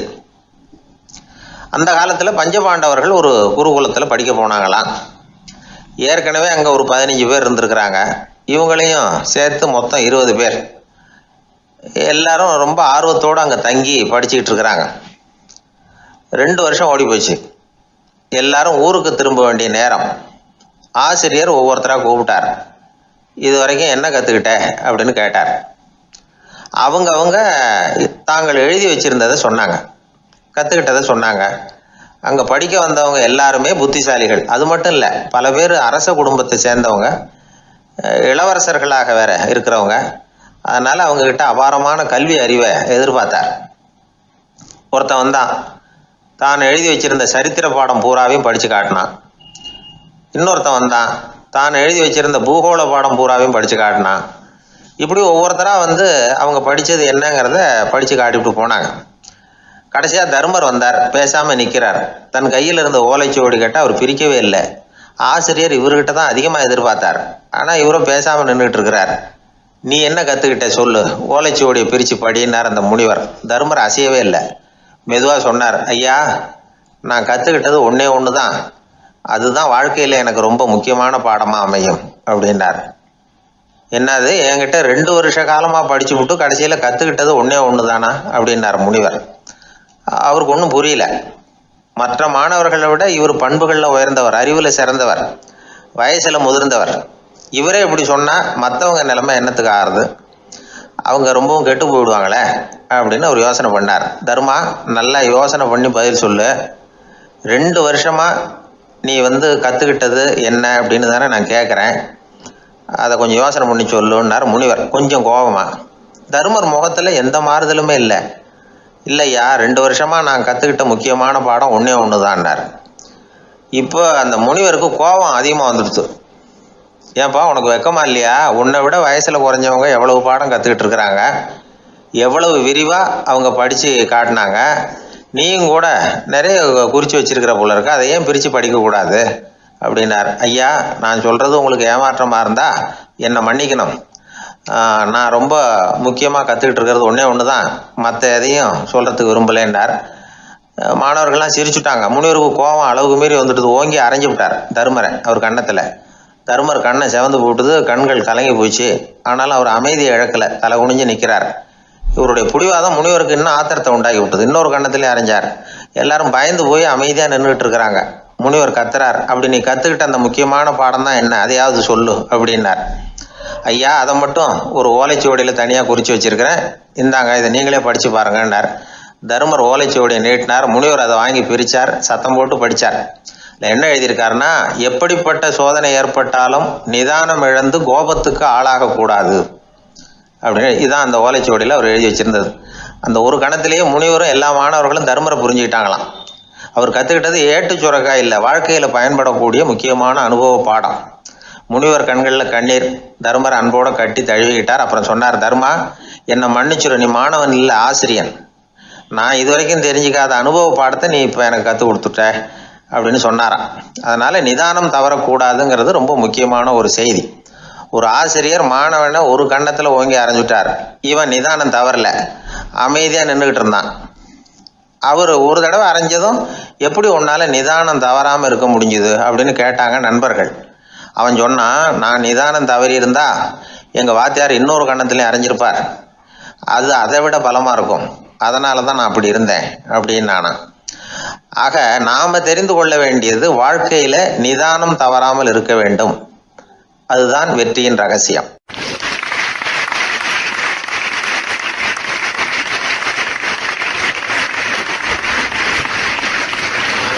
அந்த ஆளை கண்டா ஏன் இப்படி முகத்தை திருப்பிக்கிட்டு வர்றீங்க அப்படின்னு கேட்டார் ஒருத்தர் நண்பர்கிட்ட. எலெக்ஷனில் அவன் எதிர்த்து நின்னவன் சார், என்ன அவங்ககிட்ட நமக்கு என்ன பேச்சுவார்த்தை அப்படின்னாரான் ரொம்ப கோபமாக இவர். சரி, அந்த ஆள் யாருன்னு கேட்டேன். என் கூட பிறந்த தம்பி தான் சார் அப்படின்னார் அந்த கோபம் குறையாமல். அதாவது நம்ம ஊர் நிலவரம் இப்படி, அதாவது அண்ணனும் தம்பியும் எதிர்த்து நிற்பாங்க தேர்தலில், ஒருத்தர் கண்டா பேசிக்கிறது இல்லை. ஆனால் இங்கிலாந்தில் எப்படி தெரியுமா, அங்கே ஒரே மேடையில் போட்டி போடுற 2 வேட்பாளர்களும் பேசுவாங்களாம், பட்டிமன்றம் மாதிரி. ஒருத்தர் முதல்ல எழுந்திருப்பார், நான் இந்த தேர்தலில் வெற்றி பெற்றால் என்னென்ன செய்வேன் அப்படின்னு சொல்லிவிட்டு உட்காருவார். அதுக்கப்புறம் அடுத்தவர் எழுந்திருப்பார், அவர் சொல்லுவார், நான் வெற்றி பெற்றால் இந்த மக்களுக்கு என்னென்ன செய்வேன், இந்த நாட்டுக்கு என்னென்ன செய்வேன் அப்படிங்கிறத சொல்லிவிட்டு உட்காருவார். 2 பேரும் ஒரே மேடையில் பேசுவாங்க. மக்கள் 2 பேர் பேச்சையும் கேட்டுக்கிட்டு ஒரு முடிவுக்கு வருவாங்க. இதுதான் அங்கே உள்ள பழக்கம். இங்கே அப்படி இல்லை. இங்கே ஒருத்தர் பார்த்தாவே முகத்தை திருப்பிக்கிறது. ஒரு தடவை இது மாதிரி ஒரு கூட்டம் நடந்துக்கிட்டு இருக்கு அங்கே வெளிநாட்டில் தான். நேரத்துக்கு சரியாக ஒரு வேட்பாளர் சேரலை.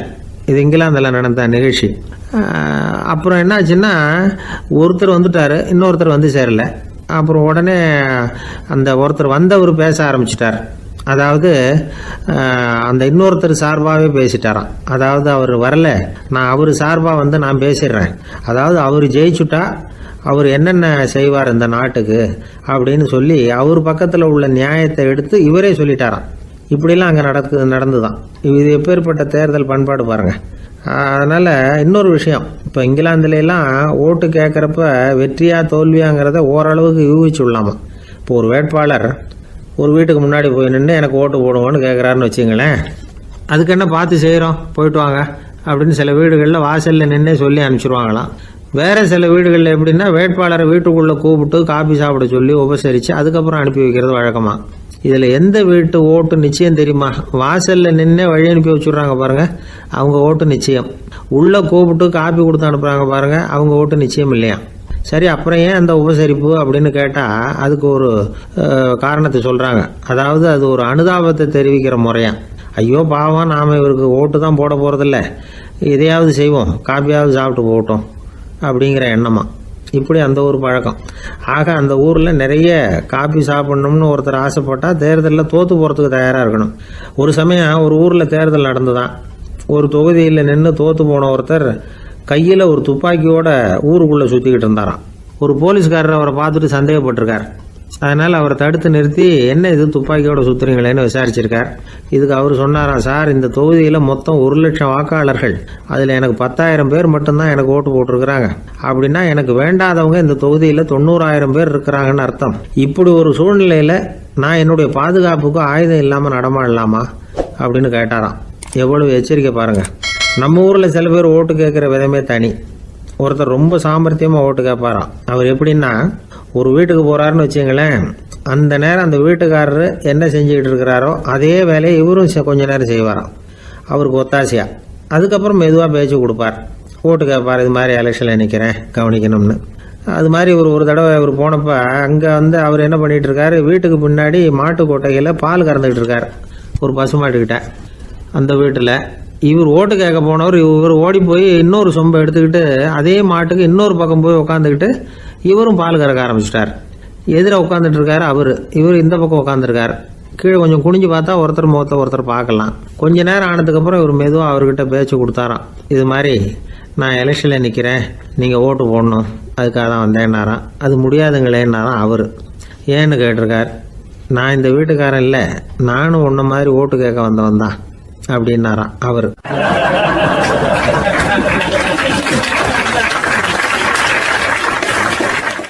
எதிர்காலத்தை நினைச்சா எனக்கு ரொம்ப பயமா இருக்கு சார் அப்படின்னு சொல்றவங்க நிறைய பேர் இருக்கிறாங்க. அதாவது பயப்படாத மனிதர்கள்னு யாருமே கிடையாது. ஒவ்வொருத்தருக்கும் ஒவ்வொரு விதமான பயம் இருந்தாலும் ஒட்டுமொத்தமா பாக்குறப்போ மனிதனுக்கு 6 விதமான பய உணர்வுகள் வரலாம் அப்படின்னு பெரியவங்க சொல்றாங்க. எல்லா விதமான பயமும் இந்த 6 வகைக்குள்ள அடக்கம். அந்த 6 வகை பயமும் 6 எதிரிகள் மாதிரியாம். 6 எதிரிகளையும் புரிஞ்சுக்கிட்டோம்னா போதும், வாழ்க்கையில சுலபமா வெற்றி அடைய முடியும். சரி, அந்த 6 வகை பயம் என்னென்ன அப்படின்னு பார்ப்போம். முதல்ல வறுமை பற்றிய பயம், 2வது பழிச்சொல் பற்றிய பயம், 3வது உடல் நலம் பாதிப்பு பற்றிய பயம், 4வது என்னன்னா காதல் தோல்வி, 5வது முதுமை, 6வது மரணம். அதாவது பயப்படுறதுங்கிறது ஒரு மனநிலை தான். இந்த மனநிலையை கட்டுப்படுத்த முடியும், திசை திருப்ப முடியும். சரி, இந்த பயங்களின் அறிகுறிகள் எப்படி இருக்கும்? வறுமை பற்றிய பயம் அப்படின்னு முதல்ல சொன்னோம் இல்லையா, அந்த பயத்தின் அறிகுறிகளை தெரிஞ்சுக்குவோம். எதுலேயும் அக்கறை இல்லாமல் இருக்கிறது, ஒரு குறிக்கோள் இல்லாமல் இருக்கிறது, வறுமையை சகிச்சுக்கிறது, வாழ்க்கையில் கிடைக்கிறது எதுவாக இருந்தாலும் ஆட்சேபனை இல்லாமல் ஏற்றுக்கிறது, மனசாலும் உடம்பாலும் சோர்ந்து போயிருக்கிறது, ஆர்வம், முனைப்பு, கற்பனை திறன் எதுவுமே இல்லாமல் இருக்கிறது.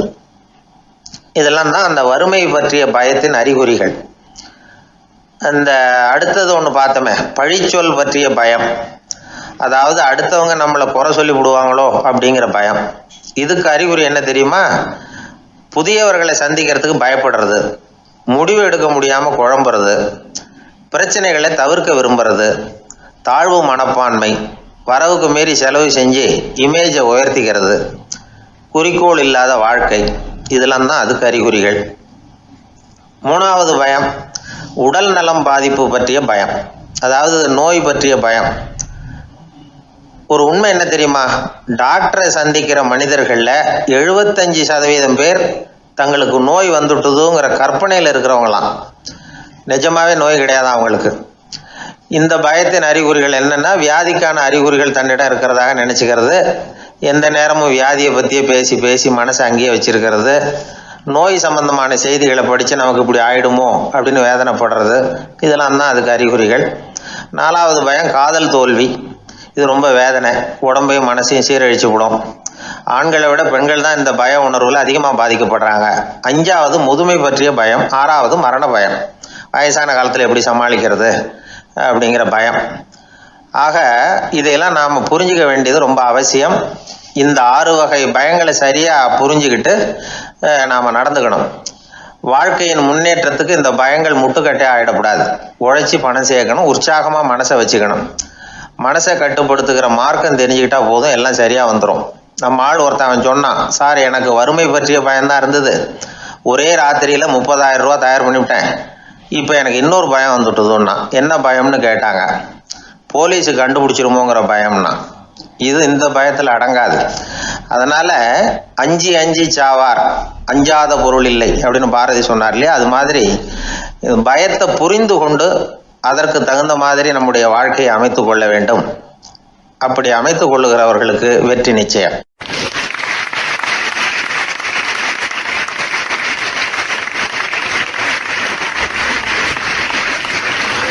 ஆயிரத்தி 1816 வருஷம் செப்டம்பர் மாதம் 11ஆம் தேதி பிரான்ஸ் தேசத்தில் உள்ள ஒரு மருத்துவமனை. அங்கே ஒரு இளம் டாக்டர் கொஞ்ச நாளைக்கு முன்னாடி தான் அந்த ஆஸ்பத்திரியில் புதுசாக வேலைக்கு சேர்ந்துருக்கிறார். அவர் பேர் ரெனே லெனக். அவர் அன்னைக்கு காலையில் அந்த மருத்துவமனையில் அப்படியே ரவுண்ட்ஸ் வந்துக்கிட்டு இருக்கிறார். வார்டில் ஒரு படுக்கையில் ஒரு இளம் பெண் படுத்திருக்கிறார். அந்த பொண்ணுக்கு இருதய நோயாக இருக்கலாம்ங்கிறது மற்ற டாக்டர்கள் சந்தேகம். அந்த காலத்துல எல்லாம் ஒருத்தருடைய இருதய துடிப்பை தெரிஞ்சுக்கணும்னா நோயாளியின் மார்பில் டாக்டர் காதை வச்சு பார்த்து தான் தெரிஞ்சுக்கிறது வழக்கம். ஆனால் இந்த பெண்ணும் இளம் பெண், அந்த டாக்டரும் புதுசாக சேர்ந்துருக்கிறவர். அதனால் பரிசோதனை பண்ண தயங்கினார். கொஞ்ச நேரம் யோசனை பண்ணார். திடீர்னு ஒரு ஞாபகம் வந்தது அவருக்கு. அதாவது அன்னைக்கு விடியற் காலையில் தோட்டத்தில் அப்படியே வாக்கிங் போயிட்டு இருந்தப்போ சின்ன பசங்கள்லாம் ஒரு மரக்கட்டை வச்சு விளையாடிக்கிட்டு இருந்தாங்களாம். அதை அவர் பார்த்துருக்கிறார்.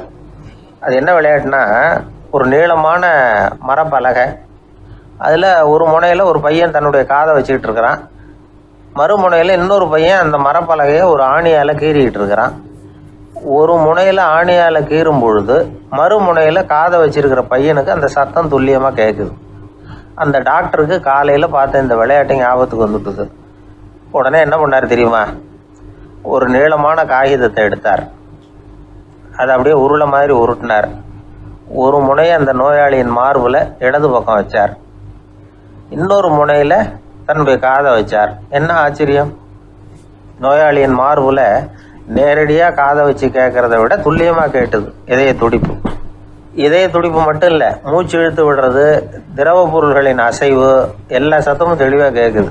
கிரேக்க மொழியில் ஸ்டெத்தாஸ் அப்படின்னா மார்பு, ஸ்கோப்பின் அப்படின்னா பார்ப்பதுன்னு அர்த்தம். அதனால் டாக்டர் ரெனே லெனக் தான் கண்டுபிடிச்ச கருவிக்கு ஸ்டெத்தஸ்கோப் அப்படின்னு பேர் வச்சார். அவரே முதல் மாடலையும் செஞ்சார். அளவு ரொம்ப பெருசாக இருந்தது, சுலபமாக எடுத்துகிட்டு போகிறது கஷ்டம், அது அவ்வளோ கஷ்டமாக இருந்தது அது. அதனால் அவரே அதை அப்புறம் 2 பிரிவாக தயார் பண்ணார். இது 2 துண்டையும் டாக்டர் தன்னோட கோட்டு பாக்கெட்டில் வச்சுக்கலாம், தேவைப்படுறப்ப எடுத்து ஒன்றா சேர்த்துக்கலாம். இப்படி தான் அவர் ஆரம்பத்தில் பண்ணார். தன்னுடைய இந்த கண்டுபிடிப்பை பற்றி அவர் ஒரு புத்தகம் எழுதினார். நிறைய விற்றுது, புகழும் பணமும் சேர்ந்தது. பணமும் புகழும் சேர்ந்தது மாதிரியே அவருக்கு ஒரு நோயும் சேர்ந்தது. அது என்ன நோயின்னு கண்டுபிடிக்கிறதுக்கும் அவர் கண்டுபிடிச்ச கருவி தான் உபயோகப்பட்டு தான். அவரே அதை கண்டுபிடிச்சார். அவருக்கு வந்திருந்தது காச நோய். 1826 வருஷம் ஆகஸ்ட் மாதம் 13ஆம் தேதி உலகத்தின் முதல் ஸ்டெதஸ்கோப்பை கண்டுபிடிச்ச டாக்டர் ரெனே லெனக் காலமானார். அவர் சாகிறதுக்கு முன்னாடி மரத்தால் செஞ்சு வச்சுருந்த ஸ்டெதஸ்கோப்பை தனக்கு வேண்டியப்பட்ட ஒரு டாக்டர்கிட்ட கொடுத்து, என்னுடைய சொத்துக்கள்லேயே ரொம்ப வசந்தது அப்படின்னு சொன்னாராம். அதுக்கப்புறம் 3 வெள்ளைக்காரங்க சேர்ந்து இந்த கருவியில் சில மாற்றங்களை பண்ணாங்க. ஆனால் 1829 லண்டனில் டாக்டர் நிக்கோலஸுங்கிறவர் ஒரு காதால் இதய துடிப்பை கேட்குறத விட டாக்டர் 2 காதாலையும் கேட்குறது தான் சரியாக இருக்கும் அப்படின்னு ஒரு கருத்தை வெளியிட்டார். அதுக்கப்புறம் ரொம்ப காலம் கழித்து 1852 ஜார்ஜ் காமான் அப்படிங்கிறவர் ரப்பர் டியூப்களை உபயோகப்படுத்தி 2 காதாலையும் கேட்குற மாதிரி ஒரு புதிய வடிவத்தை அதுக்கு கொடுத்தார். அதுக்கு பிறகு அது படிப்படியாக எவ்வளவோ மாற்றங்கள் இருந்தாலும் ஆரம்பத்தில் டாக்டர் ரெனே லெனக் உருவாக்கின அடிப்படை மாடலை யாரும் மாற்றி அமைக்கலைங்கிறது தான் முக்கியமான விஷயம். நமக்கு தெரிஞ்ச ஒரு ஆஸ்பத்திரி, அதில் ஒரு நோயாளி, காலை நேரத்தில் நர்ஸு அந்த பக்கமாக போயிட்டு இருந்தாங்க. அதை பார்த்துட்டு ஒரு நர்ஸுன்னு கத்துறாரு. நர்ஸு அவசரமாக ஓடி என்ன விஷயம்னு கேட்டாங்க. சிஸ்டர், இங்கே பாருங்கள், உங்கள் டாக்டரை என் நெஞ்சில் ஒரு காதை வச்சு கேட்டுக்கிட்டு இருக்கிறார் அப்படின்னார் நோயாளி. சிஸ்டர் பதட்டப்படாமல், அதனால் என்ன, இந்த டாக்டர் பழமையான விஷயங்களில் ரொம்ப நம்பிக்கை உள்ளவர், அதனால் ஸ்டெதாஸ்கோப்பை உபயோகப்படுத்தாமல் காதை வச்சு கேட்குறார், அது ஒன்றும் தப்பு இல்லை அப்படின்னாங்களாம். ஐயோ, அதுக்காக இல்லை சிஸ்டர், இவர் என் நெஞ்சு மேலே தலையை வச்சது நேற்று ராத்திரி 9 மணி, இப்போ விடிஞ்சு போச்சு, இன்னமும் தலையை எடுக்கவே இல்லை, அதுக்காக தான் சந்தேகப்பட்டு உங்களை கூப்பிடுறேன் அப்படின்னாராம்.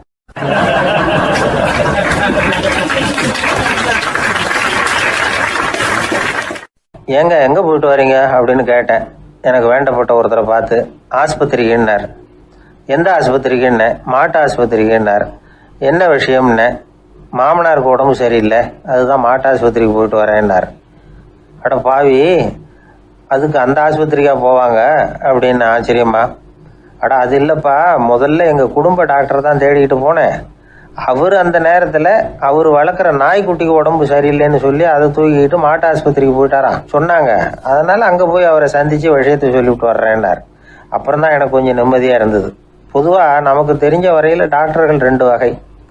நமக்கு வைத்தியம் பண்ணுற டாக்டர்கள் ஒரு வகை, நம்மக்கிட்ட இருக்கிற ஆடு மாடு கோழிக்கு வைத்தியம் பண்ணுற டாக்டர்கள் ஒரு வகை. இப்போ தான் எனக்கு தெரியும் இன்னொரு வகையான டாக்டர்களும் உண்டுங்கிறது. அது யாருன்னா பூச்சிகளுக்கு வைத்தியம் பண்ணுற டாக்டர்கள், அதாவது பூச்சி டாக்டர்கள். வெளிநாடுகளில் அப்படிலாம் கூட சில பேர் இருக்கிறாங்க. பிரிட்டனில் யார்க்ஷயர் வட்டாரத்தில் ராதர்ஹாம் அப்படின்னு ஒரு ஊர், அங்கே ஒரு விலங்கியல் மருத்துவர் பேர் டாக்டர் லான்ஸ் ஜெப்சன். அவர் ஆஸ்பத்திரி வாசலில் பார்த்தீங்கன்னா தினமும் நிறைய பேர் நின்றுக்கிட்டு இருப்பாங்க. கையில் கண்ணாடி குடுவை, தகர டப்பா இப்படி ஏதாவது இருக்கும், அதுக்குள்ளே ஏதாவது பூச்சிகள் இருக்கும். அதுக்கு வைத்தியம் பண்ணுறதுக்காக வந்தவங்க தான் அவங்க எல்லாம். சிலந்தி பூச்சி, பல்லி, தேளு, பாம்பு அப்படி ஏதாவது இருக்கும். பொழுதுபோக்காக சில பேர் நாய், பூனை, கிளி, மைனா, புறா இப்படி ஏதாவது வளர்க்குறாங்கல்ல, அது மாதிரி இப்போல்லாம் தேளு, பல்லி, பாம்பு, பூச்சி இதையெல்லாம் வளர்க்க ஆரம்பிச்சிட்டாங்களாம். இது ஒரு புது ஃபேஷன். இப்போ கூண்டுக்குள்ளே டப்பாக்குள்ளே போட்டு வளர்க்குறது, அதுக்கு ஏதாவது நோய் வந்துட்டுதுன்னா வைத்தியம் பண்ணுறதுக்கு டாக்டர்கிட்ட வந்துட வேண்டியது, இப்படி இந்த பழக்கம்லாம் நிறையா வந்துட்டுது. ரத்தம் உறிஞ்சிற அட்டைகள் கூட இவங்ககிட்ட வைத்தியத்துக்கு வருதான். சிலந்திகளில் செங்கால் சிலந்தின்னு ஒரு வகை. மத்திய அமெரிக்க காடுகளில் இது அதிகம். சிலந்திகள்லேயே ரொம்ப விலை உசந்தது இந்த ரகம்தான். கால்களில் சிவப்பு கோடுகள் இருக்கும். இந்த இனம் இப்போ குறைஞ்சிக்கிட்டே வர்றதுனால சர்வதேச விதிகளின்படி இவற்றின் ஏற்றுமதி இறக்குமதிக்கு தடை விதிக்கப்பட்டிருக்குது. அதனால் இதை வளர்க்குறவங்க வீட்டுக்குள்ளேயே இனவிருத்தி மூலமாக பெருக்கி விற்பனை பண்ணிட்டு வராங்களாம். அந்த வகை சிலந்திகள் தான் இப்போ வைத்தியத்துக்கு அதிகமாக வருதான். சரி, இதுக்கெல்லாம் எப்படி வைத்தியம் பண்ணுறாங்க? முதல்ல அதை குளிர்பதன பெட்டியின் வழுவழுப்பான சுவரில் விட்ட உடனே அதெல்லாம் மெதுவாக இறங்கி வரும். அப்போ அதன் நோயை கண்டுபிடிக்கிறது சுலபம். அப்புறம் அதுக்கு கிருமிகளை கொல்லக்கூடிய மருந்துகளையோ வலி நிவாரண மருந்துகளையோ கொடுப்பாங்க. கால் உடைஞ்ச சிலந்திகளுக்கு பசையை கொண்டு ஆப்ரேஷன் பண்ணுவாங்க. சில சிலந்திகளுக்கு உடைஞ்ச காலை எடுத்துட்டா புதிய கால் வளர்ந்துடும். சிலந்திகளை மனிதர்கள் கையில் எடுக்கிறப்போ அது பயந்து போய் கீழே குதிக்குது, அதனால் கால் உடஞ்சி விடுது, இல்லைன்னா வயிறு சேதமடையுது. அந்த நிலைமையில் வர்ற சிலந்திகளுக்கு மயக்க மருந்து கொடுத்து ஆப்ரேஷன்லாம் கூட பண்ணுறாங்களாம். பார்த்தீங்களா பூச்சிகளுக்கு வந்த வாழ்வை? நம்ம ஊர்லேயும் வீடுகளில் பூச்சிகள் வளர்க்குறது உண்டு. ஒருத்தர் வந்தார், எனக்கு 3000 கரப்பாம்பூச்சி அவசரமாக தேவைப்படுது, எங்கே கிடைக்கும்னு கேட்டார். கரப்பாம்பூச்சியா? அது என்னத்துக்குன்னு கேட்டோம். அது வேற ஒன்றும் இல்லை, நான் குடியிருக்கிற வாடகை வீட்டை காலி பண்ண போகிறேன். வீட்டு சொந்தக்காரர் என்ன சொல்கிறாருன்னா, இந்த வீட்டுக்கு நான் குடி வந்தப்போ எப்படி இருந்ததோ அதே நிலைமையில் விட்டுட்டு போகணும்னு வீட்டுக்காரர் சொல்லியிருக்கிறார், அதனால தான் கேட்டேன் அப்படின்னார்.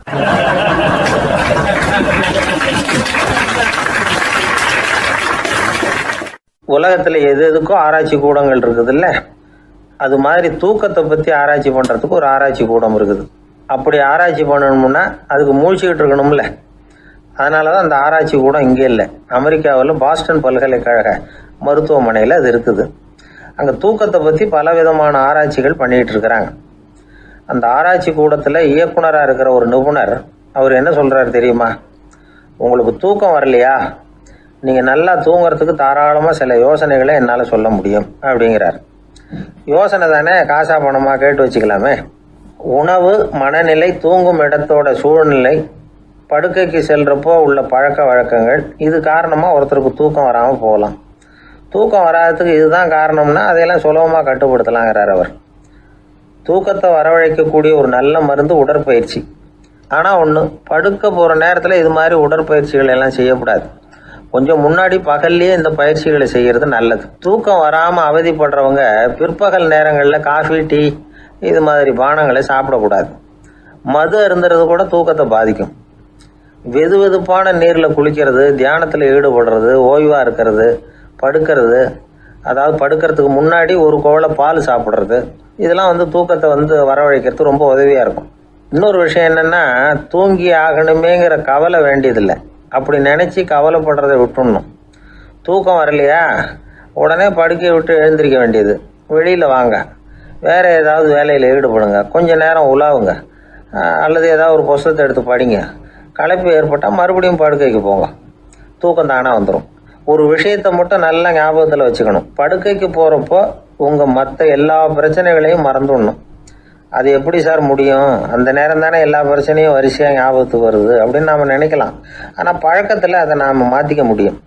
கொஞ்சம் முயற்சி பண்ணணும், அவ்வளோதான். இது எல்லாமே ஆராய்ச்சி பண்ணி பார்த்துட்டு அந்த நிபுணர் சொல்கிற கருத்து தான். இன்னொரு விஷயமும் அவர் சொல்கிறார். அது என்னென்னா, உடல் கோளாறு காரணமாக தூக்கம் வராமல் அவதிப்படுறவங்களுக்கெல்லாம் இந்த யோசனைகள் சரியாக வராது அப்படிங்கிறார். அதுக்கெல்லாம் மருத்துவ சிகிச்சை கொடுத்து தான் சரி பண்ணணும். சில பேருக்கு நடு ராத்திரியில் மூச்சு திணறல் ஏற்பட்டு தூக்கம் வராமல் போயிடும். ஊரெல்லாம் தூங்குறப்ப தான் மட்டும் தூங்காமல் மூழ்கிட்டு இருக்கிறது, ஊரெல்லாம் மூழ்கிட்டு இருக்கிறப்போ தான் மட்டும் தூங்குறது, இது மாதிரி கோளாறுகளால் சில பேர் பாதிக்கப்படலாம். கால் தசை முறுக்கிக்கிறதுனால சில பேருக்கு அடிக்கடி விழிப்பு வரலாம். மன அழற்சி காரணமாக சில பேருக்கு தூக்கம் வராது. இது மாதிரி கோளாறுகளுக்கெல்லாம் அதுக்கு தகுந்த மாதிரி சிகிச்சை கொடுத்து தான் சரி பண்ண வேண்டியிருக்கும். எந்த கோளாறும் இல்லாமல் தூக்கம் வரலைன்னா ஆரம்பத்தில் சொன்ன முறைகளை கடைபிடிச்சு பார்க்கலாம். தூக்கம் வந்ததுன்னா யோசனை சொன்ன அந்த நிபுணருக்கு நன்றி சொல்லலாம். ஒருத்தர், ஏன் சார் பஸ்ஸில் தூங்குறது கெட்ட பழக்கமானு கேட்டார். இல்லையே,